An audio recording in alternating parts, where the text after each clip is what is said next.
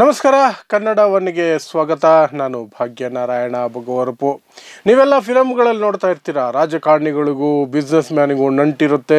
ಆ ಬಿಸ್ನೆಸ್ ಮ್ಯಾನ್ಗಾಗಿ ಅವನ ಲಾಭಕ್ಕಾಗಿ ರೂಲ್ಸ್ಗಳನ್ನು ಹೇಗೆ ಬೇಕಾದರೂ ಬದಲಾಯಿಸ್ತಾರೆ ಅಂತ ಸಿನಿಮಾದಲ್ಲಿ ನೋಡ್ತಿರ್ತೀವಲ್ಲ. ಅದು ಬರೀ ಸಿನಿಮಾಗೆ ಅಂತ ಸುಮಾರು ಜನ ಅಂದ್ಕೊಂಡಿರ್ತಾರೆ. ಅಲ್ಲ, ನಿಜ ಜೀವನದಲ್ಲೂ ಅದು ನಡೆಯುತ್ತೆ, ಮತ್ತೆ ನಡೆದಿದೆ ಸಹ.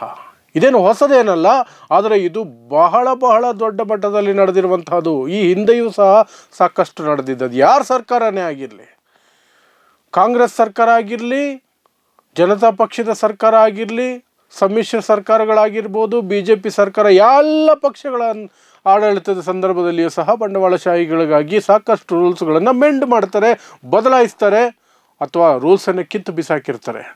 ಆದರೆ ಈಗ ಬಂದಿದೆಯಲ್ಲ ಸುದ್ದಿ, ಈ ಮಟ್ಟಕ್ಕೆ ಯಾರಾದರೂ ಮಾಡಿರ್ತಾರ ಅಂದರೆ ಅನುಮಾನ ಬರುತ್ತೆ. ಯಾಕೆ ಅಂದರೆ ಇದು ದೇಶದ ಗಡಿಯನ್ನೇ ಕಾಂಪ್ರಮೈಸ್ ಮಾಡುವಂತಹ ಮಟ್ಟಕ್ಕೆ ಹೋಗಿದೆ.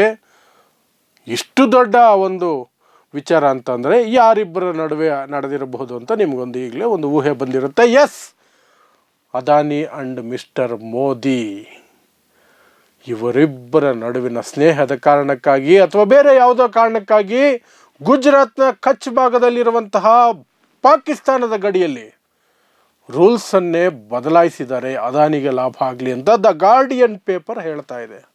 ದ ಗಾರ್ಡಿಯನ್ ಸುದ್ದಿ ಸಂಸ್ಥೆ ಆಧಾರ ಸಹಿತವಾಗಿ ಆರ್ಮಿ ಆಫೀಸರ್ಗಳನ್ನು ಹೆಸರಿಸಿ, ಆರ್ಮಿ ಆಫೀಸರ್ಗಳು ಹೆಸರು ಹೇಳದೇ ಇರುವಂತಹ ಆರ್ಮಿ ಆಫೀಸರ್ಸ್ ಇಬ್ಬರು, ಬಹಿರಂಗವಾಗಿ ಬಂದಿರುವಂತಹ ಆರ್ಮಿ ಆಫೀಸರ್ ಒಬ್ಬರು, ಎಲ್ಲ ಸೇರಿಕೊಂಡು ಹೇಳಿದ್ದಾರೆ. ದ ಗಾರ್ಡಿಯನ್ ಪತ್ರಿಕೆಯಲ್ಲಿ ವಿವರವಾಗಿ ಎಲ್ಲವನ್ನು ಸಹ ಪ್ರಕಟ ಮಾಡಲಾಗಿದೆ. ಸೊ ಏನಿದು ಪ್ರಕರಣ ಅಂತಂದರೆ, ಭಾರತದಲ್ಲಿ ಗಡಿ ವಿಚಾರದಲ್ಲಿ ಒಂದು ದೊಡ್ಡ ರೂಲ್ಸ್ ಇದೆ. ಯಾವುದೇ ಅಂತಾರಾಷ್ಟ್ರೀಯ ಗಡಿಯಿಂದ, ಅದು ಪಾಕಿಸ್ತಾನ ಆಗಿರ್ಬೋದು, ನೇಪಾಳ ಆಗಿರಬಹುದು, ಬಾಂಗ್ಲಾದೇಶ ಆಗಿರ್ಬೋದು, ಮ್ಯಾನ್ಮಾರ್ ಆಗಿರ್ಬೋದು, ಶ್ರೀಲಂಕಾ ಆಗಿರ್ಬೋದು, ಇದಿಷ್ಟು ದೇಶಗಳು, ಚೈನಾ ಆಗಿರ್ಬೋದು, ಇದಿಷ್ಟು ದೇಶಗಳ ಜೊತೆ ನಾವು ಗಡಿಯನ್ನು ಹೊಂದಿದ್ದೀವಿ. ಆ ಗಡಿಯಿಂದ 10 ಕಿಲೋಮೀಟರ್ ದೂರದವರೆಗೆ ಯಾವುದೇ ವಾಣಿಜ್ಯ ಚಟುವಟಿಕೆಗಳು ನಡೆಸೋ ಹಾಗಿಲ್ಲ, ಯಾವುದೇ ನಿರ್ಮಾಣಗಳನ್ನು ಮಾಡೋ ಹಾಗಿಲ್ಲ, ದೊಡ್ಡ ದೊಡ್ಡ ನಿರ್ಮಾಣಗಳನ್ನು.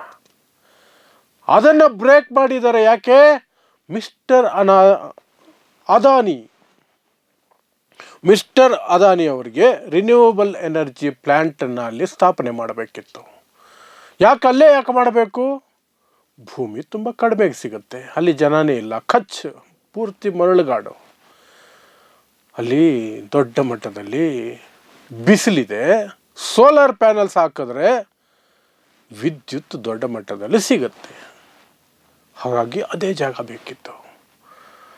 ಹಾಗಾಗಿ ತಮ್ಮ ಸ್ನೇಹಿತ ಮೋದಿಯ ಮೂಲಕ ಇದು ಮಾಡಿಸ್ಕೊಂಡಿದ್ದಾರೆ. 10 ಕಿಲೋಮೀಟರ್ ಒಳಗೆ ಯಾರು ಮಾಡೋ ಹಾಗಿಲ್ಲ ಅಂತ ಹೇಳಿದ್ರು ಸಹ ಅದನ್ನು ಬದಲಾಯಿಸಿ ಈಗ ಅದಾನಿ ಹಾಕಿದಾರಲ್ಲ ಪ್ಲ್ಯಾಂಟಲ್ಲಿ, ಅದು ಕೇವಲ 1 ಕಿಲೋಮೀಟರ್ ಅಂತರದಲ್ಲಿದೆ. 1 ಕಿಲೋಮೀಟರ್ ಪಾಕಿಸ್ತಾನ ಬಾರ್ಡ್ರಿಂದ. ಅದು ಹಾಕಿದ್ರೆ ಏನಾಗ್ಬಿಡುತ್ತೆ? ದೇಶದ ಸುರಕ್ಷತೆಗೂ ಅದಕ್ಕೂ ಏನು ಸಂಬಂಧ? ಆರ್ಮಿ ಯಾಕೆ ಟೆನ್ಷನ್ ಆಗಬೇಕು ಅಂತ ನೀವು ಕೇಳ್ಬೋದು. ಆರ್ಮಿ ಯಾಕೆ ಟೆನ್ಷನ್ ಆಗಬೇಕು ಅನ್ನೋದನ್ನು ಆರ್ಮಿ ಆಫೀಸರ್ಗಳೇ ಈ ಪತ್ರಿಕೆಗೆ ಸ್ಪಷ್ಟವಾಗಿ ಹೇಳಿದ್ದಾರೆ. ಒಬ್ಬರು ಬಹಿರಂಗವಾಗಿ ಹೇಳ್ಕೊಂಡಿದ್ದಾರೆ, ಇನ್ನು ಇಬ್ಬರು ನಮ್ಮ ಹೆಸರು ಹೇಳಬೇಡಿ, ನಮಗೆ ತೊಂದರೆ ಆಗತ್ತೆ ಅಂತ ಹೇಳಲಿಲ್ಲ, ಹೆಸರು ಹೇಳಲಿಲ್ಲ, ಆದರೆ ಮಾಹಿತಿಯನ್ನು ಕೊಟ್ಟಿದ್ದಾರೆ. ಈ ಪ್ರಾಜೆಕ್ಟನ್ನು ಅಪ್ರೂವ್ ಮಾಡಿ ಅಂತ ಗುಜರಾತ್ ಸರ್ಕಾರ ರಕ್ಷಣಾ ಸಚಿವಾಲಯಕ್ಕೆ ಕಳಿಸಿತ್ತು. ರಕ್ಷಣಾ ಸಚಿವಾಲಯ ಅದನ್ನು ತಿರಸ್ಕರಿಸಿತ್ತು. 10 ಕಿಲೋಮೀಟರ್ ಒಳಗಡೆ ನಾವು ಯಾವುದಕ್ಕೂ ಅವಕಾಶ ಕೊಡೋದಿಲ್ಲ ಬಾರ್ಡ್ರಿಂದ ಅಂತ. ಆ ಫೈಲನ್ನು ಅವರು ತಿರಸ್ಕರಿಸ್ತಾ ಇದ್ದಾರೆ ಅಂತ ಗೊತ್ತಾದ ತಕ್ಷಣ ಗುಜರಾತ್ ಸರ್ಕಾರ ಮಿಸ್ಟರ್ ಮೋದಿ ಅವ್ರನ್ನ ಕಾಂಟ್ಯಾಕ್ಟ್ ಮಾಡ್ತಂತೆ. ಮೋದಿ ಅವ್ರನ್ನ ಕಾಂಟ್ಯಾಕ್ಟ್ ಮಾಡಿದ ತಕ್ಷಣ ರಕ್ಷಣಾ ಸಚಿವಾಲಯದ ಜೊತೆ, ಸೇನೆಯ ಜೊತೆ, ಸೇನಾ ಅಧಿಕಾರಿಗಳ ಜೊತೆ ಸಮಾಲೋಚನೆ ಸಭೆ ಆಗುತ್ತಂತೆ. ಆ ನಂತರ ಅದು ಒಪ್ಪಿಗೆ ಸಿಗುತ್ತಂತೆ.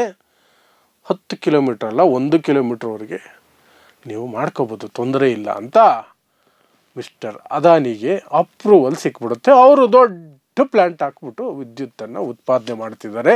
ಅವರು ಚಿಲ್ಲರೆ ಕಾಸಿಗೆ ಉತ್ಪಾದನೆ ಮಾಡಿ ಇಡೀ ದೇಶಕ್ಕೆ ಕಾಸ್ಟ್ಲಿಯಾಗಿ ಮಾರ್ಕೊಂಡು ಲಾಭ ಮಾಡ್ಕೊಳ್ತಾ ಇದ್ದಾರೆ. ಸೊ ಈ coming back to the basic question, ಏನು ತಪ್ಪು, ಏನು ಪ್ರಾಬ್ಲಮ್ ಆಗಿಬಿಡುತ್ತೆ ದೇಶದ ಇದಕ್ಕೆ? ಗಡಿಯಲ್ಲಿ ತಾನೇ ಹಾಕ್ಕೊಳ್ತೇವೆ, ಖಾಲಿ ಜಾಗದಲ್ಲಿ ಸೋಲಾರ್ ಪ್ಯಾನಲ್ಸು ಅಥವಾ ವಿಂಡ್ ಟರ್ಬೈನ್ಗಳು ಹಾಕ್ಕೊಂಡ್ರೆ ಏನು ಸಮಸ್ಯೆ? ದೇಶಕ್ಕೆ ವಿದ್ಯುತ್ ಉತ್ಪಾದನೆ ಸಿಗುತ್ತಲ್ಲ ಅಂತ ನೀವು ಕೇಳ್ಬೋದು. ಅದಕ್ಕೆ ಆರ್ಮಿಯವರೇ ಎತ್ತಿದಂತಹ ಪ್ರಶ್ನೆಗಳೇನು ಅಂತಂದರೆ, ಪಾಕಿಸ್ತಾನ ಈ ಹಿಂದೆ 1965 ಸಹ ಅದೇ ಗಡಿಯಿಂದ ಭಾರತದ ಮೇಲೆ ದಾಳಿ ಮಾಡಿತ್ತು. ನೀವು ಬಾರ್ಡರ್ ಚಿತ್ರವನ್ನು ನೋಡಿದ್ರೆ ಅದು ನಿಮಗೆ ಅರ್ಥ ಆಗುತ್ತೆ. ರಾಜಸ್ಥಾನ ಮತ್ತು ಗುಜರಾತಿನ ಬಾರ್ಡ್ರಿಂದನೇ ಅವರು ಅಟ್ಯಾಕ್ ಮಾಡಿದ್ದಿದ್ದು. ಅದೇ ಜಾಗದಲ್ಲಿ ಇವರು ಹೋಗಿ ಈಗ ಪ್ಲ್ಯಾಂಟ್ಗಳು ಹಾಕಿರೋದು. ಅದೇ ರೀತಿ ಪಾಕಿಸ್ತಾನ ಏನಾದರೂ ಅಲ್ಲಿಗೆ ಅಟ್ಯಾಕ್ ಮಾಡಿದ್ರೆ, ನೆಲದ ಮೇಲಿಂದ ಅಟ್ಯಾಕ್ ಮಾಡಿದ್ರೆ, ಭಾರತದ ಯುದ್ಧ ಟ್ಯಾಂಕರ್ಗಳು ಹೇಗೆ ಸಂಚರಿಸಬೇಕು ಅನ್ನೋದು ಆರ್ಮಿಯವರ ಪ್ರಶ್ನೆ. ಟ್ಯಾಂಕರ್ಸ್ ಇದಾವಲ್ಲ, ಆ ಟ್ಯಾಂಕ್ಗಳು, ಸೈನಿಕರ ಟ್ಯಾಂಕ್ಗಳು ಸಂಚಾರಕ್ಕೆ ಅಡ್ಡಿಯಾಗುತ್ತೆ. ಸೋಲಾರ್ ಪ್ಯಾನೆಲ್ಗಳ ಹಾಕಿದರೆ ನಾವು ಸುಗಮವಾಗಿ ಫಾಸ್ಟಾಗಿ ಸಂಚಾರ ಮಾಡೋದು ಹೇಗೆ ಅನ್ನುವುದು ಅವರು ಎತ್ತಿದಂತಹ ದೊಡ್ಡ ಪ್ರಶ್ನೆ. ಆದರೆ ಅದಕ್ಕೆ ಉತ್ತರ ಪರವಾಗಿಲ್ಲ, ಮ್ಯಾನೇಜ್ ಮಾಡ್ಕೊಳ್ಳೋಣ ಅನ್ನೋ ರೀತಿಯಲ್ಲಿದ್ದಿರಬೇಕು. ಹಾಗಾಗಿ ಅವ್ರ ಜೊತೆನೂ ಮೀಟಿಂಗ್ ಮಾಡಿ, ರಕ್ಷಣಾ ಸಚಿವರ ಜೊತೆನೂ ಮೀಟಿಂಗ್ ಮಾಡಿ ಮಿಸ್ಟರ್ ಮೋದಿ ಅವರು ಅದನ್ನು ಕ್ಲಿಯರ್ ಮಾಡಿಕೊಟ್ರಂತೆ. ಹೀಗಂತ ಗಾರ್ಡಿಯನ್ ಪತ್ರಿಕೆ ಸಾಕ್ಷಿ ಸಮೇತ ಹೇಳ್ತಾ ಇದೆ. ಸಾಕ್ಷಿ ಅಂದರೆ ಅಂತಿಂತ ಸಾಕ್ಷಿ ಅಲ್ಲ, ಆರ್ಮಿಯಲ್ಲಿ ಕರ್ನಲ್ ಆಗಿದ್ದಂಥವರು, ಆರ್ಮಿಯಲ್ಲಿ ಈಗಲೂ ಇರುವಂತಹ ಒಬ್ಬ ವ್ಯಕ್ತಿ, ಹೆಸರು ಹೇಳೋದಕ್ಕೆ ಇಷ್ಟಪಡ್ತಿಲ್ಲ, ಮತ್ತಿನ್ನೊಬ್ಬರು ರಿಟೈರ್ಡ್, ಅವರು ಹೆಸರು ಹೇಳೋಕ್ಕೆ ಇಷ್ಟಪಡ್ತಿಲ್ಲ, ಇನ್ನೊಬ್ಬರು ರಿಟೈರ್ ಆಗಿದ್ದಾರೆ ಕರ್ನಲ್ಲು, ಅವರು ಓಪನ್ ಆಗೇ ಬಂದು ಹೇಳ್ತಿದ್ದಾರೆ, ಆರ್ಮಿ ಈ ದೇಶದ ಗಡಿಯನ್ನೇ ಅವರು ಕಾಂಪ್ರಮೈಸ್ ಮಾಡಿದ್ದಾರೆ. ಅದಾನಿಗಾಗಿ ಬದಲಾಯಿಸಿದ್ದಾರೆ, ರೂಲ್ಸ್ ಬದಲಾಯಿಸಿದ್ದಾರೆ. 10 ಕಿಲೋಮೀಟರ್ವರೆಗೆ ಮಾಡೋ ಹಾಗಿಲ್ಲ ಅನ್ನೋದನ್ನು ರೂಲ್ಸ್ ಬದಲಾಯಿಸಿದ್ದಾರೆ. ಅದರಿಂದ ಏನಾಯಿತು, ಒಂದು ಕಡೆ ಮಾತ್ರ ರೂಲ್ಸ್ ಬದಲಾಯಿಸೋಕ್ಕಾಗೋದಿಲ್ಲ, ಇಡೀ ದೇಶ ಎಲ್ಲೆಲ್ಲಿ ಬಾರ್ಡರ್ಸ್ ಇದ್ದಾವೆ, ನೇಪಾಳ, ಚೈನಾ, ಬಾಂಗ್ಲಾದೇಶ, ಮ್ಯಾನ್ಮಾರು, ಶ್ರೀಲಂಕಾ ಎಲ್ಲ ಕಡೆಯೂ ಸಹ ಆ ರೂಲ್ ಅನ್ವಯ ಆಗುತ್ತೆ. ಅಲ್ಲಿಯೂ ಸಹ 10 ಕಿಲೋಮೀಟ್ರ್ ಅಲ್ಲ, 1 ಕಿಲೋಮೀಟ್ರ್ ಅಂತರದಲ್ಲಿಯೂ ಸಹ ನೀವು ಏನು ಬೇಕಾದರೂ ನಿರ್ಮಾಣ ಮಾಡ್ಕೋಬೋದು. ಇದು ಮುಂದಿನ ದಿನಗಳಲ್ಲಿ ಭಾರತದ ಮೇಲೆ ದಾಳಿಗಳಾದಾಗ ದೊಡ್ಡ ಮಟ್ಟದಲ್ಲಿ ಅದು ಸಮಸ್ಯೆ ಎದುರು ಮಾಡುತ್ತೆ ಅಂತ. ಆದರೆ ಅದಕ್ಕೆ ಸ್ಪಷ್ಟನೆಯನ್ನು ಅದಾನಿ ಕಂಪನಿ ಸಹ ಕೊಟ್ಟಿದೆ ಆಪಾದನೆಗೆ. ಆ ಥರ ಏನಿಲ್ಲಪ್ಪ, ಭಾರತ ಸರ್ಕಾರದ ಏನೆಲ್ಲ ರೂಲ್ಸ್ ಇದೆಯೋ, ಭಾರತ ಸರ್ಕಾರ ಹಾಕಿರೋ ಎಲ್ಲ ಷರತ್ತುಗಳು, ನಿಯಮಗಳು ಎಲ್ಲವನ್ನು ಸಹ ನಾವು ಪಾಲಿಸಿಯೇ ಅಲ್ಲಿ ಒಂದು ಪ್ಲ್ಯಾಂಟನ್ನು ಹಾಕಿದ್ದೀವಿ. ನಮ್ಮದು ಏನೂ ತಪ್ಪಿಲ್ಲ. ಎಸ್, ಏನೂ ತಪ್ಪಿಲ್ಲ. ಎಲ್ಲ ಅಪ್ರೂವಲ್ಸು ತಗೊಂಡಿದ್ದಾರೆ, ಅಪ್ರೂವಲ್ಸು ಕೊಟ್ಟಿದ್ದಾರೆ, ತಗೊಂಡಿರ್ತಾರಲ್ಲ ಕೊಟ್ಟಿದ್ದಾರೆ, ಹಾಗಾಗಿ ಸಿಕ್ಕಿದೆ. ಆದರೆ ದೇಶಕ್ಕೇನು ಅದರಿಂದ? ಸೈನ್ಯದಲ್ಲಿ ಬಂದಂತಹ ಪ್ರಶ್ನೆಗಳೇ ದೇಶಕ್ಕೆ ಅಪಾಯ. ನಾಳೆ ಅಟ್ಯಾಕ್ ಆದಾಗ ಸ್ವಿಫ್ಟಾಗಿ ಟ್ಯಾಂಕರ್ಗಳನ್ನು ಅಲ್ಲಿಗೆ ನುಗ್ಗಿಸ್ಬೇಕು ಅಂದರೆ ಆಗಲ್ಲ. ಕೊನೆಗೆ ಆರ್ಮಿಯವರು ಹಾಳಾಗೋಗಲಿ, ನೀವು ಪ್ಲ್ಯಾಂಟ್ ಆದರೂ ಹಾಕ್ಕೊಳ್ಳಿ, ಏನಾದರೂ ಹಾಕ್ಕೊಳ್ಳಿ, ಅದರ ಸೈಜನ್ನು, ಅದರ ವಿನ್ಯಾಸವನ್ನು ಬದಲಾಯಿಸಿ, ಸೊ ದಟ್ ಟ್ಯಾಂಕರ್ಗಳು ಒಂದಷ್ಟು ಓಡಾಡೋಕ್ಕೆ ಜಾಗ ಇರುತ್ತೆ. ಅಂದರೆ ಅದಕ್ಕೆ ಅದಾನಿ ಕಂಪನಿ ಕೊಟ್ಟಂತಹ ಉತ್ತರ ಏನು ಗೊತ್ತಾ? ಅದರ ಸೈಜು, ವಿನ್ಯಾಸ ಏನಾದರೂ ಬದಲಾಯಿಸಿದ್ರೆ ನಮಗೆ ಆರ್ಥಿಕವಾಗಿ ದೊಡ್ಡ ನಷ್ಟ ಆಗತ್ತೆ. ದೇಶದ ಗಡಿ ಏನಾದರೂ ಹಾಳಾಗಿ ಹೋಗಲಿ, ನಮಗೆ ಆರ್ಥಿಕವಾಗಿ ನಷ್ಟ ಆಗುತ್ತೆ. ಹಾಗಾಗಿ ಇದು ಮಾಡೋಕ್ಕಾಗಲ್ಲ. ಬೇಕಾದರೆ ಮಿಸ್ಟರ್ ಮೋದಿಯವ್ರ ಹತ್ರ ಮಾತಾಡ್ಕೊಳ್ಳಿ. ಇನ್ನೇನು ಮಾಡ್ತಾರೆ, ಆರ್ಮಿ ಸೈಲೆಂಟಾಗಿ ಒಪ್ಕೊಂಡ್ರು ಅಂತ ದ ಗಾರ್ಡಿಯನ್ ಪತ್ರಿಕೆ ಸ್ಪಷ್ಟವಾಗಿ ಹೇಳ್ತಾ ಇದೆ. ಮತ್ತೆ ಹೇಳ್ತಾ ಇದ್ದೀನಿ, ಇದು ಯಾವುದನ್ನು ಕೂಡ ಕಪೋಲ ಕಲ್ಪಿತವಾಗಿ ಗಾರ್ಡಿಯನ್ ಪತ್ರಿಕೆ ಪ್ರಕಟಿಸಿಲ್ಲ. ಅವರು ಸಾಕ್ಷಿ ಸಮೇತವಾಗಿ ಆರ್ಮಿಯಲ್ಲಿ ಕರ್ನಲ್ ಹುದ್ದೆಯಲ್ಲಿರುವಂತಹ ವ್ಯಕ್ತಿಗಳನ್ನು ಕೋಟ್ ಮಾಡಿ ಒಬ್ಬರು ಬಹಿರಂಗವಾಗಿ ಬಂದು ಹೇಳಿದ್ದಾರೆ, ಇಬ್ಬರು ನಮ್ಮ ಹೆಸರು ಹೊರಗಡೆ ಬರೋದು ಬೇಡ, ನಮ್ಮ ಪರಿಚಯ ನಮ್ಮ ಗುರುತು ಹೊರಗಡೆ ಬರೋದು ಬೇಡ, but this is what has happened ಅಂತ ಅವರು ಹೇಳ್ಕೊಂಡಿದ್ದಾರಂತೆ. ಬಟ್ ನಮ್ಗೆ ಯಾರಿಗೂ ಅದೆಲ್ಲ ಚಿಂತೆ ಇಲ್ಲ. ಎಲ್ಲರಿಗೂ ಇರೋ ಚಿಂತೆ ಏನು?